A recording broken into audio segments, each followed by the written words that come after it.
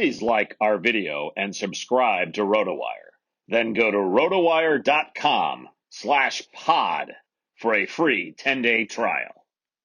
Hi there, hockey fans, and welcome back to RotoWire's signature NHL Hockey Pod PuckCast with Statsman and AJ, brought to you with support from our friends at Owner's Box with their new way to enjoy fantasy sports. Friends, I'm Paul Bruno in Toronto, Ontario, and you can follow me at Statsman22. My co-host is AJ Scholes, who's a great follow at AJ Scholes24, based in beautiful Sun Prairie, Wisconsin, near RotoWire headquarters, which are over there in Madison, Wisconsin. I bet it's as sunny there as it is here, AJ. I wonder what the weather's been like for you, but we haven't seen snow here for a week already, and that's the earliest I can remember for winter's departure. I hope I'm not being premature here. I mean, you might be. We just got snow yesterday. Nothing like a March snow here in Wisconsin. So yeah, we got 2 to 4 inches, but weather's supposed to warm up, so hopefully it'll be gone before we know it.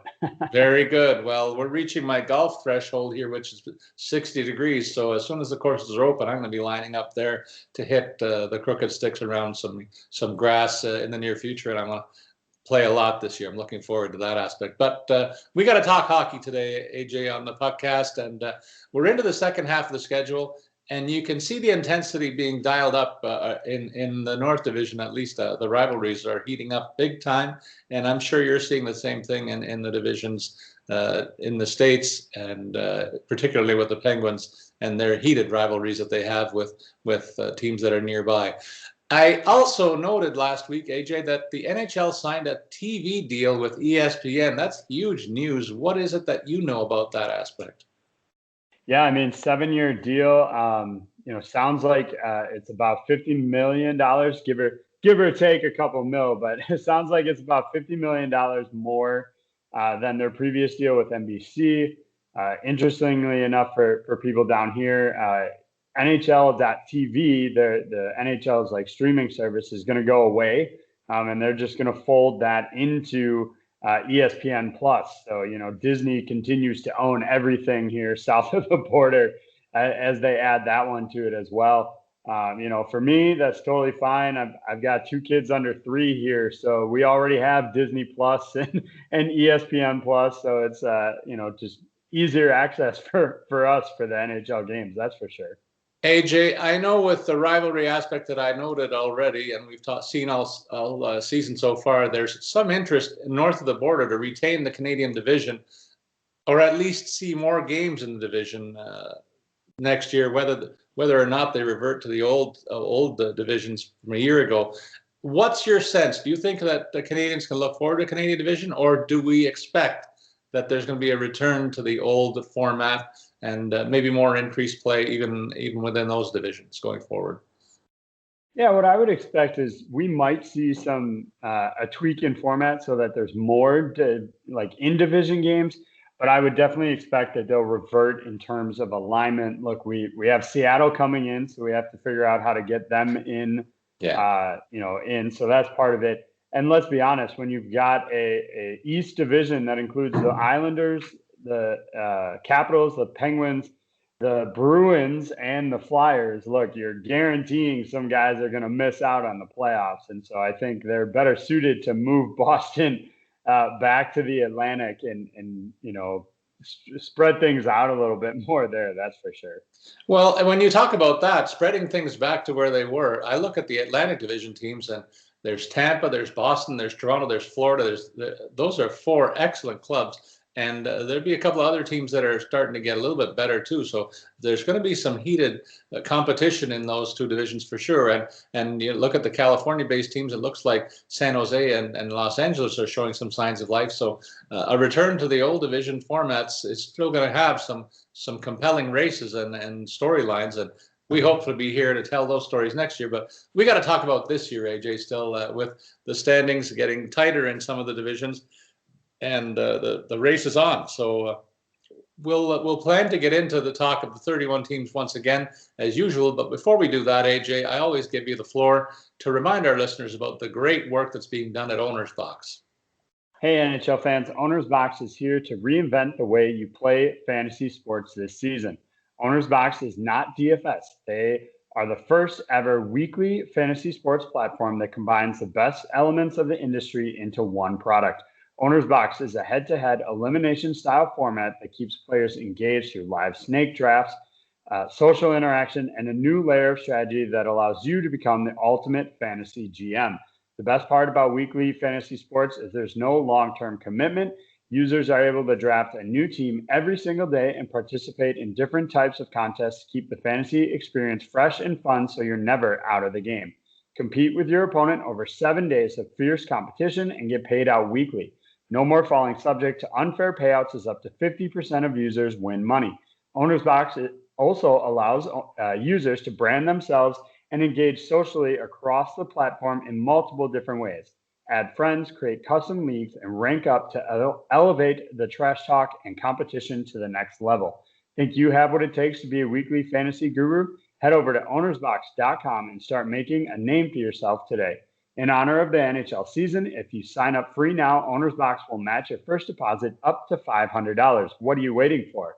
Head over to ownersbox.com/rotowire to claim your bonus and join the new wave of fantasy sports. I'm in. You sold me. So, AJ, you get the nod to start first. Tell us what's going on with the Anaheim Ducks this past week. It was a tough one for them. They went 1-3.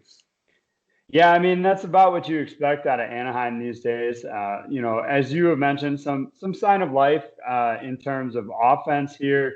Shattenkirk getting a goal and 3 assists. Max Comtois with 3 assists.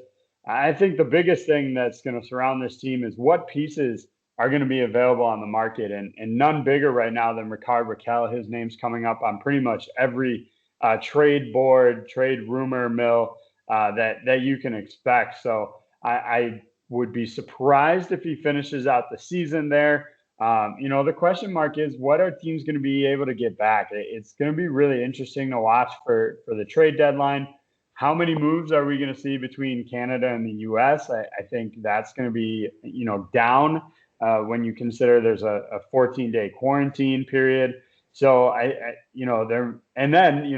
that end, are Canadian teams going to want to trade with each other to make each other better? I'm not sure that's really going to happen. So, if you consider that that's not really an option, and the market for a guy like Rakell is limited by, 7 teams essentially being out of the mix. So it'll be interesting to watch. Hopefully we still have some excitement here, but I think that's about all you can hope for Anaheim these days. One, watching Trevor Zegras play some hockey and see what you have in the future, and then 2, seeing who's going to get sold and shipped out. Yeah, AJ, you make a great point. In terms of the possible trade horizon with the restrictions between the borders, there is some talk that they're going to reduce the quarantine to 7 days as a special dispensation to the NHL, but nothing conclusive yet. And if that doesn't get straightened out, you're probably going to be right. There's going to be a little bit of an impact in terms of the total number of trades. But Rakell is definitely a guy that's being dangled right now. Another name in this roster that is I'm hearing things about, but I don't know who would want to take a shot at him the way he's playing, is David Backes. He's got a big ticket item, but now that most of the money's been paid out, might not cost that much for teams to take that on the rest of the year, although there is the salary cap impact, and Anaheim would have to likely retain a big portion of that hit to make it feasible for some teams to take him on. If they're looking for some physicality in their bottom 6, that's really what the veteran brings to the table at this stage in his career. Over in Arizona, there is some news about one of your favorite players in mine. Phil Kessel has moved up to the top line, AJ. This is a team that struggled last week. They went 1-2-1. Antti Ranta is the guy that's still the workhorse in that. He had 3 game starts, had only 1 win, but allowed only 5 goals against. That tale of the tape tells you that scoring has been an issue in the last little while here. And veterans Drake Caggiula and Derek Brassard have been relegated to 4th line duty. They didn't bring these guys in to play 4th line minutes in this club. They wanted the veteran leadership to be no worse than 3rd liners, but they still simply haven't performed very well. Dryden Hunt has been a recent recall, and we'll get a look at the left wing spot on the 3rd line. This guy is a guy who's been around the club for a while, but really not made an impact in the past. I don't see him making a big impact now.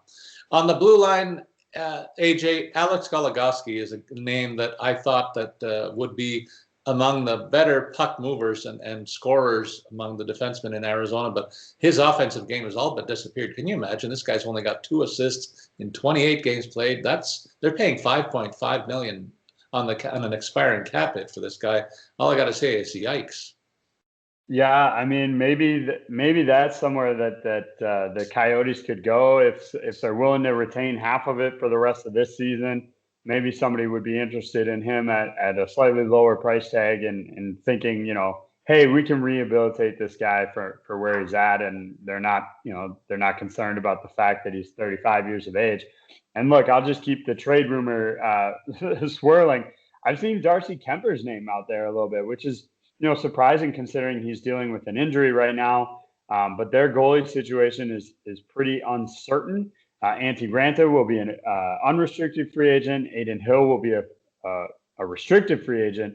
Kuemper, the only one locked up beyond this year, but that could add value if they're willing to trade him because, it's not a pure rental for them. Obviously, the Seattle expansion draft looms large over all these decisions. Based on who you're going to expose and all that. I'll take us to the Boston Bruins, who went 1-1-1 over the last week, and that doesn't include a loss last night. Throw that one in there. Halak has faced a pretty heavy workload, obviously, with Tuukka Rask unavailable. Have to imagine he'll get the night off tonight with it being a back-to-back, but his numbers haven't been great over that stretch. You look, just one win in those contests. The one win was a shutout over the Rangers, so that'll always improve your numbers. But other than that, you're looking at .929 save percentage, a couple pretty bad games there. 4 goals allowed against the Rangers in the follow-up game. Kind of interesting. They had 2 4-0 games against the Rangers. One went one way, one went the other. The top line continues to produce at decent levels, but for them, maybe not quite. Pastrnak, 2 goals in 3 games. That's fine for 99% of the league. But when you're David Pastrnak, you expect maybe a goal a night at this point. Brad Marchand, 4 assists. You mentioned his name. I know, Paul. I know. But you know what? The guy produces. We can't. Unfortunately, he can go into your black book, but I'll pick up the load and I'll have to talk to him from time to time. That's fair. All right. You mentioned about Tuukka Rask being out of lineup. There's no real detail about what's up with him, and he's going to miss action tonight, as you indicated. That means Daniel Vladar has been brought up to probably take that game start. It'll be his first one of the season, and the guy's been in the minor system for Boston for a while. Ordinarily, I'd say maybe take a flyer on him, but their defense is really compromised right now. You can add Brendan Carlo to a growing list of injuries on the blue line. Kevin Miller, Brendan Carlo, John Moore, Jeremy Lozon. That's 4 guys that would normally be in their top 6 defensemen most nights. And so the defensive structure of Boston is definitely being compromised. You mentioned a couple of 4 spots on the ledger. That's unusual and all related to the lack of defensive structure and quality back there right now. In Buffalo, we are feeling sorry for the fans in the Queen City. That's all we can say. This team's now on a 10-game winless streak, and the news just got worse with Jack Eichel's neck injury. We're being told that he may miss the rest of the season. He's definitely be on long-term IR, and you wonder if he is on a long-term IR situation, why would they bother bringing him back late in the season anyway? In a lost year for the Sabres. I don't want to say they're tanking, but without their signature player, there's no reason to rush him back for any reason at all. If you're looking for a bright light here, it's Reinhart. He picked up 2 goals, but that's the only bit of positive news offensively. There's been some line shuffling, as you can imagine. Riley Sheehan has moved up into the first line center role. He was a 4th liner in Detroit not so long ago, so that tells you just how bad things are looking right now. To continue the swirling trade rumor talk, Eric Stahl is the guy they brought over here to plug in some offense. It's been wanting for much of the season, but the veteran might be a guy that is attractive to other teams who are looking for a boost in scoring for their depth chart, and Stahl in a better situation could be an interesting option for some clubs, and so his name is out there in a big way. On the blue line, youngster Jacob Bryson is getting bigger minutes on the back end. Notched his first goal after playing 10 games, so the fantasy relevance is lacking there too, but at least it's a new face, and they are evaluating him to see what they have. Another player that's getting an evaluation is Jonas Johansson, tabbed as a goalie prospect of the future perhaps, but he's been shelled for 20 goals in his 5 starts to date. Yeah, I mean, it just keeps getting worse for this club. I mean, you look at the out list right now, you've got Cousins, Eichel, McCabe, Olmark, so from bad to worse, really. And there's just not much to, again, this is another team that I think you're just waiting to see what gets shipped out. The Eric Staal trade rumors are pretty high up there, which, shouldn't come as a surprise when you consider, he's on a short-term deal here. So that's, and even if they retain salary, you're looking at about a 1.7, about 1.7 cap hit for Eric Staal, who could be a third line center on a lot of teams that are contenders. I think that's really, the value that they're going to get out of here. I apologize, I don't have it in front of me, but I saw a tweet from a local news guy there in Buffalo that had a poll question of what would happen more in last night's game, Sabres goals or players for the Sabres named Rasmus. Well, they didn't score any goals last night. So the Rasmus side won, as they have Ristolainen, Dahlin, and Espn up playing with them. So that's about all that the Sabres have going for them these days. It's pretty dark days, as you said, in the Queen City there. And Carolina, things are the opposite end of the ice. They're 3-0 last week, undefeated in their last 8 games.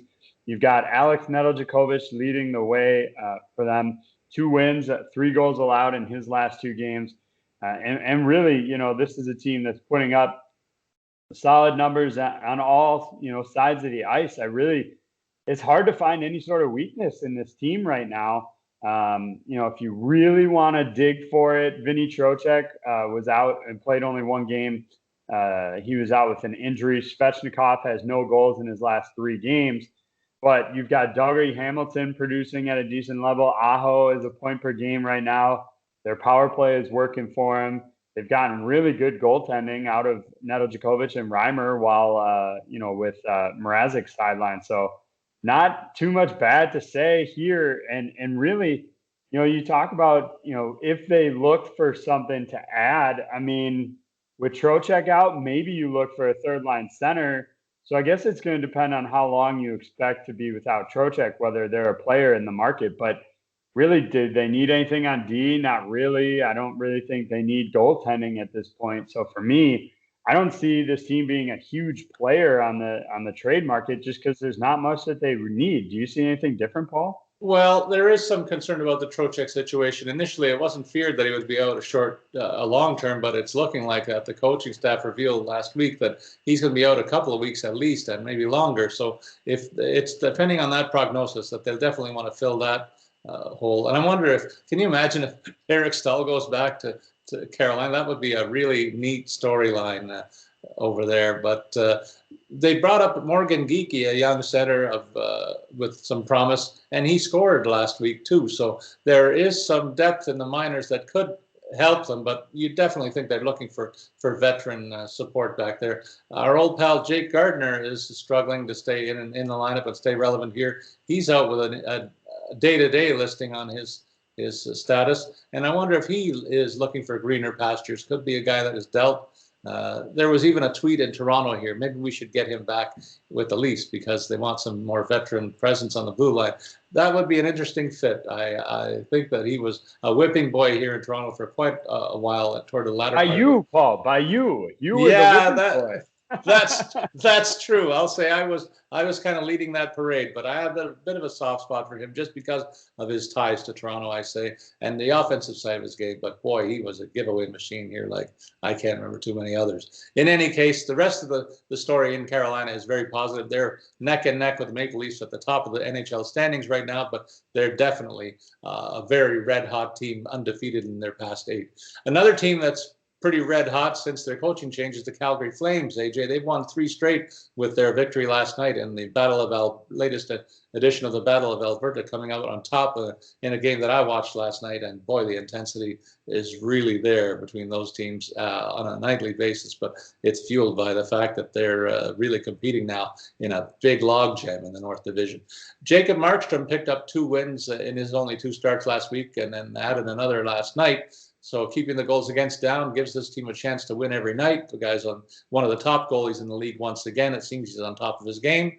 And offensively, they're getting some support from people that have been struggling in the last little while. Josh Leivo had 2 goals last week, and Sean Monahan seems to be back on top of his game. But it's a weak right side of this offense that I want to talk about for a minute. The top lines feature Dylan Dubé and Brett Ritchie in scoring line roles. You wouldn't have had me pick them for scoring line duty at the beginning of the season. I still don't think that they are serious contenders unless they can bolster that right flank. So I just wonder if Leivo can push his level to what it was when he was with Vancouver on the top line with Elias Pettersson. But I think it had a lot to do with the European phenom out there and Leivo's success. Tanev is drawing kudos for his defensive play here. He is another guy that came along from Vancouver along with Markstrom in free agency. And while the defensive side of the game has been there, scoring is down from his modest norms even. So you're not going to get any offense from him. But it's his partner that's picked up his game a little bit of late. Noah Hannafin had been struggling much of the season, but he looked good last night. And if he can play at that level, maybe he becomes relevant again in DFS. I would like to see him try Sam Bennett over on that right-hand side. I know he's been much maligned, and he's been moved to center, to wing, back and forth. But I think there's a chance he could provide them a little bit something on that right-hand side that they're just not getting from Dubé or Ritchie, or obviously Mangiapane, who at points in the season has been on the first line as well. So that would be my solution. If I was running the team, I would try Sam Bennett over there. But obviously, I'm not seeing him every day at practice, and maybe there's a concern that comes out of that. In Chicago, tough week for them, 1-2 over that stretch. Patrick Kane continues to do Patrick Kane things. He's got 1 goal and 3 assists in his last 4 games. And here's what you have to love if you're a Hawks fan. You know, this is what we talked about, the rebuild, this kind of being a bonus here. Well, you got Brandon Hagel with 2 goals, 1 assist. Adam Bachquist, 1 goal, 2 assists. Dominic Kubalik, 1 goal, 2 assists. So you're getting production out of these young prospects, young guys that you've been hoping can help you really rebuild. And it's, you know, because of what Patrick Kane's been able to do, because of the emergence of Kevin Lankinen, it's really turned around from a rebuild to a retooling almost around a similar core of, you know, Kane, Duncan, Keith, and so what. So I think there's some really good things. And again, I will continue to call anything they get out of this year a bonus year for them. The future is certainly bright. You know, you're going to see stumbles like this along the way, especially, you know, honestly, when you have Malcolm Subban as your backup goalie, you're going to have stumbles along the way. I've never been sold on his game. I continue to not be sold. He got shelled, 6 goals allowed against Dallas, you know, last week. And so it's going to happen. Right. And one other note, a couple of things that are related, actually. David Kampf is a guy that we list at RotoWire as the #1 center for now, and he becomes relevant because he's playing again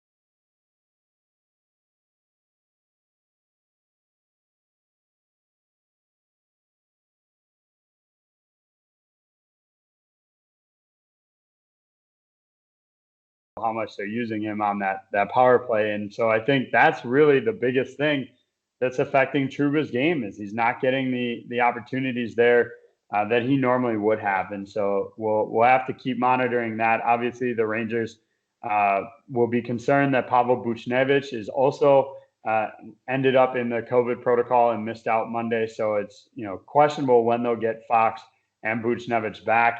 And obviously, it's important to monitor whether this begins to affect other players in the lineup as we've seen in the past. In Ottawa, it's always bad news for this team. 1-3 last week, and they haven't had Matt Murray. He's been out. Marcus Hogberg's been out even longer. So they've been relying on youngster Joey Daccord, who bagged his first win in NHL win against the Maple Leafs, last week. Big day for him. Bad day for Paul, obviously. But the numbers for him in the NHL are not great. Even in that game, he gave up 3 goals on 36 shots. Overall in the year, 7 appearances for him, 1 win, 3 losses, 1 overtime loss, and a 3.35 goals against average. So, this is a 24-year-old kid that's been tossed to the wolves a bit here. Not a strong team around him. Not really expected to see any minutes this year. They had Hogberg and Murray, but with those guys banged up, it'll probably continue to be Daccord for a little while here, and that's obviously not good news for their chances to win some games. But the news is not all terrible there. They're developing some youngsters. Tim Stützle looks like the real deal in terms of a game-breaking player. And Brady Tkachuk is a captain in waiting for me. He got 2 goals and 1 assist last week.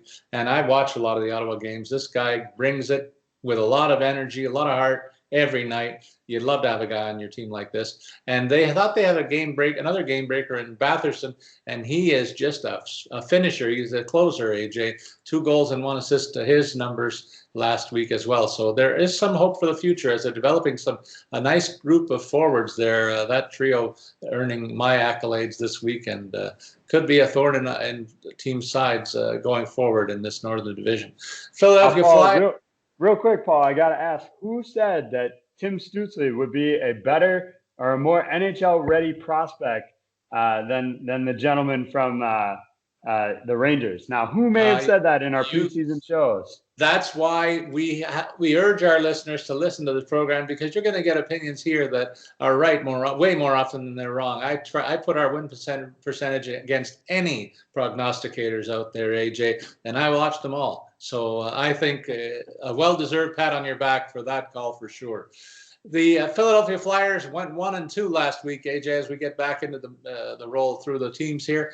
Brian Elliott is the guy that's been carrying the load in the nets there, because Carter Hart has lost his game of late, just doesn't seem to be very confident. And lucky for them, they have a veteran in the nets of the quality of Elliott, who in 3 games starts allowed only 8 goals against. So he's doing his part right now while he's carrying the extra load. On offense, the offense is gifted with the ability to put Giroud and Voracek in a third-line role. These guys were first-liners here not so long ago, so they're developing some younger players in the top 6 there. Farabee has been an impact player as well. JVR has continued to be a real surprise contributor in some quarters. He was pegged as a third-line winger on this team with some justification, but I always thought this guy was gifted at the offensive end of the ice, and in the right mix, like he has in Philadelphia, he's thrived. He's got 13 goals to his ledger now. He's one up on Farabee, the youngster who has already topped his total of last season's 21 points. One other interesting lineup adjustment that I mentioned, I want to repeat, is that Giroud and Voracek are third-line minutes. That doesn't mean third-line listed, rather. That doesn't mean they're playing just third-line minutes. They're getting a lot of looks on power play, and we saw in overtime how they did get some ice time there and combined for a beautiful game-winning goal in that matchup last evening. So some good news in terms of the variety of offense and the fact that their backup goalie can carry the load, but really some concerns for me about Carter Hart and where he has gone. Well, I'll just leave it at that and get to what I wanted to talk about all day today, and that's the Pittsburgh Penguins. 3-0 last week, undefeated in their last 5. They picked I'm up sorry, we have no more time on the show. Picked up another win last night over the Boston Bruins. I got to start with the goaltending. It's been phenomenal. Tristan Jarry, 3 wins in his last 3 games, .950 save percentage, making some huge saves. And that's actually the worst of the 2 save percentages from the netminders last week, as Casey DeSmith pitched a shutout in his lone appearance last week. And so really just phenomenal netminding from those guys. And the bad thing for the rest of the teams in that division is Evgeny Malkin has finally found his legs after what could arguably said was his worst start to the season. Some of the worst hockey that I've ever seen Evgeny Malkin played happened earlier in this season, but he's got 6 points in his last 4 games. Sid the Kid's got 7 over that stretch as well. The power play is finally starting to click, and they've got a third line in Teddy Bluger and Brandon Tanev that not only works well matching up against opponents there, but they work well on the penalty kill. Those guys picked up a shorthanded goal over the last week as well, and really has made that into a positive for them. Obviously, you don't want to take penalties, but if you have to and you can use a guy like Brandon Tanev and his speed to pick up goals, it's only going to benefit you. They've done all this without Jared McCann or Jason Zucker in the lineup. Those guys, Zucker is obviously out long-term. McCann, there's some rumblings he could be back sooner rather than later. And that has created a spot in the lineup for Evan Rodriguez to get top 6 minutes and worth at least considering since he returned to action. He's got 2 assists, a goal last night. So maybe give him a look. He won't cost you much on DFS, and he'll play with Evgeny Malkin and Paul's favorite, Kasperi Kapanen. AJ, if there's one concern, I'm going to take my pin and poke your balloon and say that it's the production from the back end in terms of offense. Apart from Chris Letang, they looked for guys like Mike Matheson, Marcus Pettersson, and maybe John Marino, who's out of the lineup, to contribute offensively. But between the 3 of them, they've got precious little. So you got to think that they'd be hunting for some more offensive support at the trade deadline. That's one area where I think the Penguins will be addressing their concerns going forward. San Jose Sharks had a nice week. They went 3-0. Devin Dubnyk getting 2 of the wins in his 2 starts, allowing only 2 goals against. That's outstanding net mining, and we don't normally talk about outstanding net mining when we talk about the Sharks, do we? Evander Kane has been the subject of some off-ice issues, but on the ice, 3 goals and 1 helper for him to lead this offense. Kevin Labanc finding life in the top 6 to his liking with 2 goals and 2 helpers. Even Ryan Donato, who's a guy with some offensive upside, has chipped in with 3 assists. Best news of all, Thomas Hertl looks like he hasn't missed a beat since his return from a long stint on the IR. 1 goal and 2 helpers in 2 games back. And he's in the top, he's on a scoring line situation, driving the second scoring line that has been preciously expected to produce for a long time. But now with him in there, they have a reasonable opportunity to do so. After I blasted, speak about listening to the show, maybe Eric Carlson has been doing so, AJ, because I blasted him a couple of weeks ago. And since then, he's produced 5 points and a +7 in his last 7 games played. That's by far his best stretch, maybe even going back to last season. He's also made noises when the club was the subject of some rebuild news recently. He said he's not down to be a part of that at all. That would make for an ugly situation, I think, because his contract is almost untradeable here. So keep an eye on that situation as it percolates. Marc-Edouard Vlasic is another veteran blue liner whose offensive and defensive contributions, for that matter, are in decline for a 2nd straight season. And he's another long-term big ticket here on the salary cap too. So some real tough news for them on the salary cap front if these 2 guys can't play even a little bit better to somehow justify the big bucks that are being paid for them. Well, and I think the thing with the Sharks is, again, you have to pick and choose your matchups. They have a lot of talent and a lot of players that have been underwhelming a little bit. But if they're going to be in action against Arizona, Anaheim, Los Angeles, especially, those are spots where you can maybe utilize them in DFS, or even, because of how the schedule is this year, even in season long, you plug them in for a week. If they're, if they're playing Anaheim twice and Arizona twice in a week, maybe stick those guys into your season long lineup. It's certainly worth taking a look. In St. Louis, it was a pretty disappointing week as they went 0-1-2. But some good news there in that they locked up Jordan Binnington for his future, 6 years at $6 million per. that will cement him, and not that he had any questions about it, but obviously cement him as their number one option there. I don't think there was any chance that that wouldn't be the case. Obviously, good news is they got Vladimir Teresenko back, 1 goal and 3 assists. Look, this team has had so many injuries. Jaden Schwartz, Ivan Barbashev, Tyler Bozak is getting ready to come back. He's expected to play Wednesday. Robert Thomas. And then you add Tarasenko back into the lineup. Things are just shuffling around so much. So the tough week doesn't surprise me.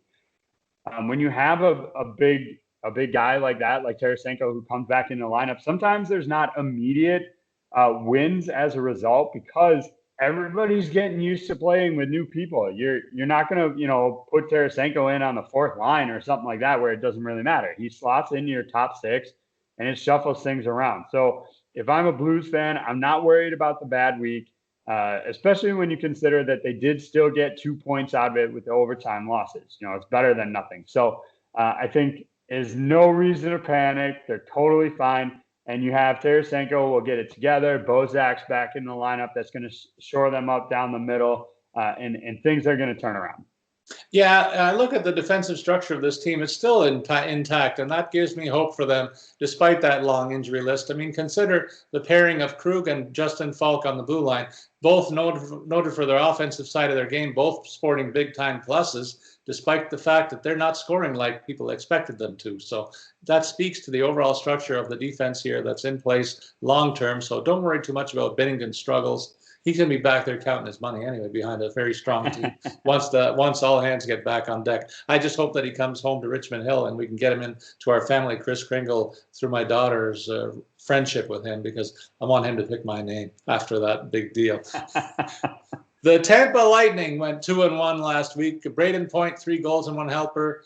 Tyler Johnson, a guy that I mentioned, keep an eye on him, 2 goals, 3 assists last week. I hope you did and you listened, because I did suggest that a week ago, even though you panned him, AJ. He's looking good there in a top 6 role. So you win some, you lose some, partner. Yeah, I'm going to have to bring you down a little bit. You're all on fire because the Penguins are playing well, and you made a couple of good calls. Well, I made one there too.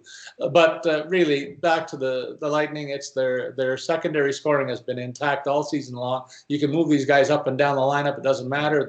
They all seem to be able to produce. Look at Blake Coleman, 2 goals and 2 helpers. Andre Palat, who was really one of the more underrated players in the league, I think, 1 goal, 5 assists. Cernak even gets a goal and 3 assists last week.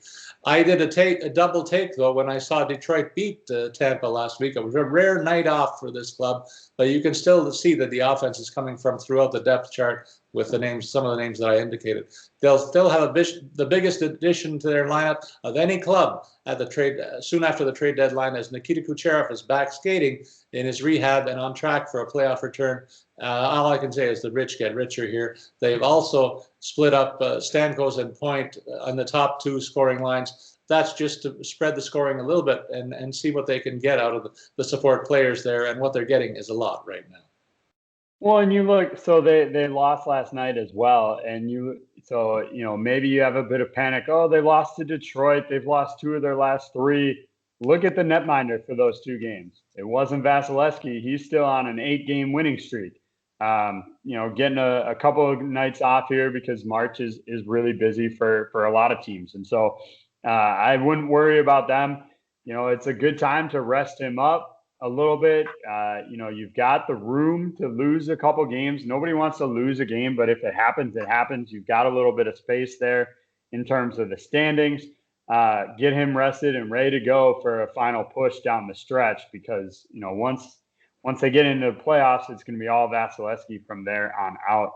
In Toronto, a tough week. I'm surprised Paul was even able to pull it together for the show, as they went 1-3.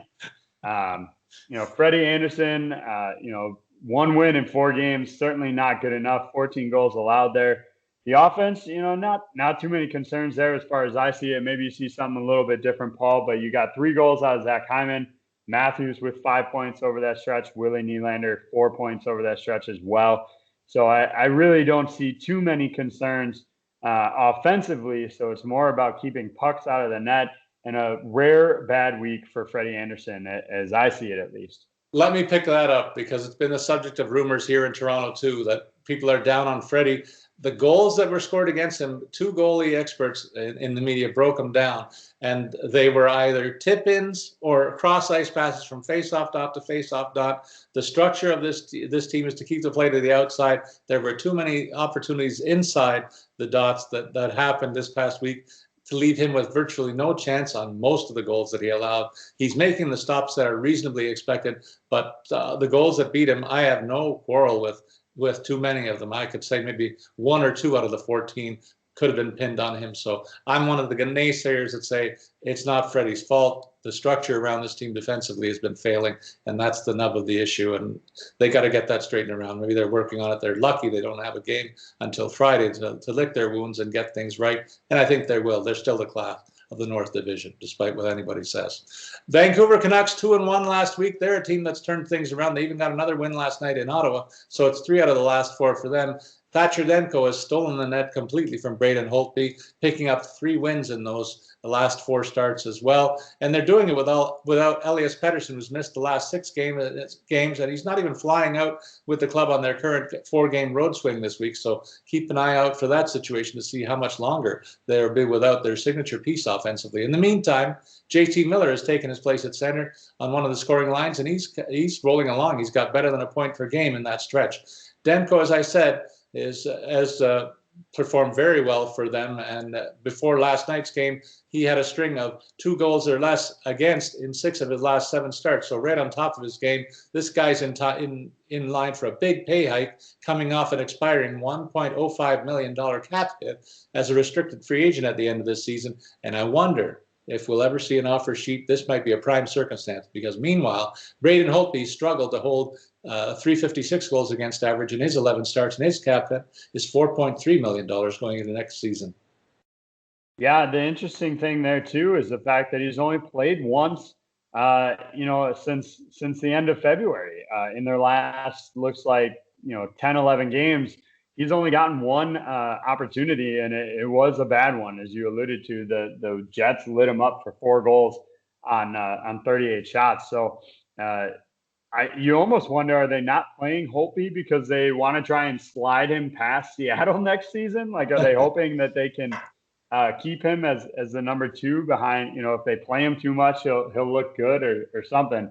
But yeah, surprised that they did as well as they have last week without Elias Pettersson in the lineup. He's just too important to this team for them to have any sort of success without him moving forward. In Vegas, a bit of a hit or miss week as they went 2-2 over that stretch. But they continue to get solid net minding from Marc-Andre Fleury. Played in all 4 of those games. Picked up 2 wins. Obviously, you would like a little bit more if you're a Golden Knights fan there. But his numbers were decent at a 2.29 goals against average, 0.917 save percentage. And they had a bit of a scare there that they were going to have to use youngster Logan Thomas. Robin Leonard's been out, and then Fleury ends up on the COVID protocol list. At this point, with how quickly he was removed from that list, you have to imagine it was a false positive test, though no official confirmation of that from the team, at least that I have seen. Offensively, Mark Stone, 3 goals, 1 assist, certainly decent there. Match Pacioretty, 1 goal, 3 assists. But there's some disappointment again. What we saw in the playoffs, March Assault, including last night's game, you got 3 points in his last 5 contests. It's decent, but not good enough. Willie Karlsson, 1 assist in his last 5 games. So certainly some of those guys that you expect to produce at a higher level just aren't offensively. And that, the net minding could be perfect, and you're still going to lose games if you don't have any offense to show for it. Well, and they're getting another surprise contribution from the back end. Maybe the rich are getting richer here too. Dylan Coghlan got a hat trick last week from his blue line position and has 5 points to show in a limited number of games. If they added another offensive piece beyond Martinez, Theodore, and Alex Pietrangelo, who's out of the lineup here. So despite some injuries to key players like him, Chandler Stevenson, and William Carrier, Robin Leonard, that's 4 guys that are normally part of the mix here, and really they're treading water. This is still one of the powerhouses in the NHL. So I think by the time all hands on deck, they get all hands on deck again, there'd be nothing to worry about. But right now, a bit of a blip in the road, and your guy Fleury there shouldering most of the goaltending responsibility while Leonard's away, obviously. In Washington, they went 3-0 last week and put a beating on the Sabres again yesterday. So things are really humming along for the Capitals. Samsonov has looked really good. He's now 4-0 in his return after an extended stay in protocol. At least they learned that they have a very strong backup in Vitek Vanasek, who posted an 11-5-3 mark overall with decent peripherals. 288 was the goals against, 904 the save percentage. So they have a decent number two that they can count on. They know that. So that was probably the biggest positive that came out of Samsonov's absence. Up front, they're getting a variety of contributors, as you would expect, but it's not just the usual suspects, Ovechkin, Kuznetsov, Carlson, and Backstrom doing their part, but Garnet, Hathaway, and Nick Dowd, also chipping in. Dowd with 3 goals, Hathaway with 3 assists. Even Daniel Sprong has made an impact since taking over right wing on Tom Wilson's normal spot. Wilson out with a suspension, obviously. Sprong had 2 goals and 1 helper himself last week. So the Caps are on fire, and I don't know that they're going to be slowed down anytime soon. I do find it interesting that, so Tom Wilson obviously suspended. Lars Eller was unable to play last night with a lower body injury. And it says something about their depth that rather than using, a guy like Daniel Carr, Brian Pino in the lineup, they went with 7 defensemen. And that's a bit, if I'm a Caps fan, that's a bit of a concern that they don't have enough faith in their depth that they're going to use 7 defensemen. It's always kind of a red flag for me when that comes up. Now, obviously, they'll get Wilson back in a couple more games here. Looks like he's missed 5 already, so he'll miss the next 2, and then he'll be back and available for them. But definitely something to watch as the season goes along. Maybe they try and add some depth, minor pieces, not minor players, but like small pieces that could fit a bottom 6 or even, just emergency depth when something like this comes up in the future. For the Winnipeg Jets, a solid week for them, 2-0-1. Nikolai Ehlers, 3-3, 3 goals, 3 assists over that stretch. Appleton, 2 goals and 1 assist. Finally getting a little production out of Paul Stastny with 2 goals. So a really good week for Winnipeg. They've had, consistency, I would say, is the biggest issue for the Jets this season. And some of that speaks to, the names I just listed off. Blake Wheeler, just 1 assist in his last 4 games. Pierre Luc Dubois, also 1 assist in his last 4 games. He has really, bust might be too strong of a word, but he has not panned out for them in the way that I thought he would when they added him to the lineup. Maybe it's that they're using him out of position and that they haven't really cemented how they want to use him. But I certainly would have expected bigger things for him. They've flipped him and Paul Stastny most recently. So now Stastny's playing left wing on the top line while Pierre-Luc Dubois moves to center. Maybe that's a formula that'll work. I continue, as you are, Paul, to be surprised that they aren't using these guys as their 3 centers down the middle and that they feel they need to cram both of them into the top 6 here.